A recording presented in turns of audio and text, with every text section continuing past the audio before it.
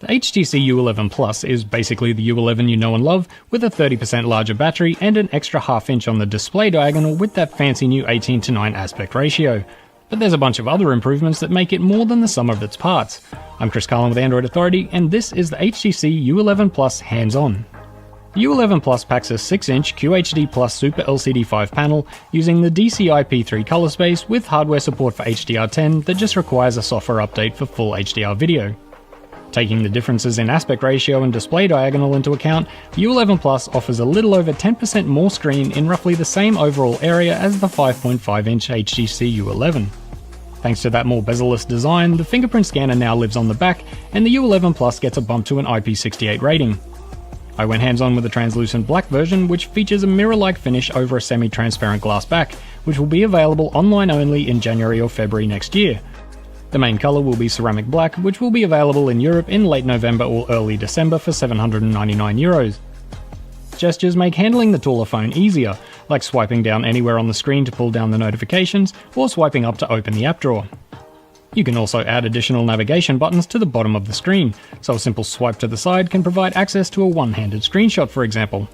A new circular Edge Sense launcher feature is kind of a mishmash between Samsung's Apps Edge and paranoid Android's Pie controls. Just squeeze your phone to bring up a customizable rotating wheel of shortcuts and toggles.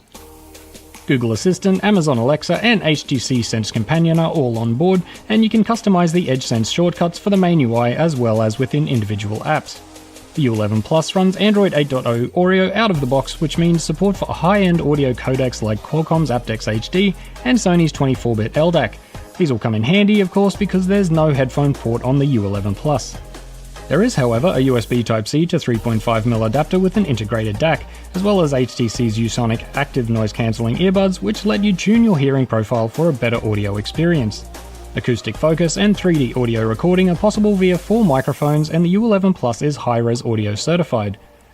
Boom Sound Hi-Fi Edition is back with 30% louder sound than the U11, thanks to the U11 Plus's improved front channeling. There's not much different on the camera front, with a 12.2 megapixel Ultra Pixel 3 BSI sensor with f1.7 aperture, 28mm focal length, 1.4 micron pixel size, ultra speed dual pixel phase detection autofocus, HDR boost, OIS, EIS, and so on. Up front though, there's now a lower resolution 8 megapixel BSI sensor with f2.0 aperture, 85 degree field of view, and 28mm focal length. It has HDR boost enabled by default and can shoot 1080p video. The rest of the specs include a 64-bit Snapdragon 835, 6GB of RAM, 128GB of UFS 2.1 storage with microSD expansion via a hybrid SIM slot, and a 30% larger 3930 mAh battery with support for USB power delivery and Quick Charge 3, but no wireless charging. That's an NFC antenna you can see. As I said at the outset, there's more to the HTC U11 Plus than just a new display and larger battery. It offers enough improvements over the original U11 and is absolutely worth checking out if you're able to. Stay tuned for the full review, hit that like and subscribe button, ring the bell for future upload notifications, and be sure to visit AndroidAuthority.com on the daily because we are your source for all things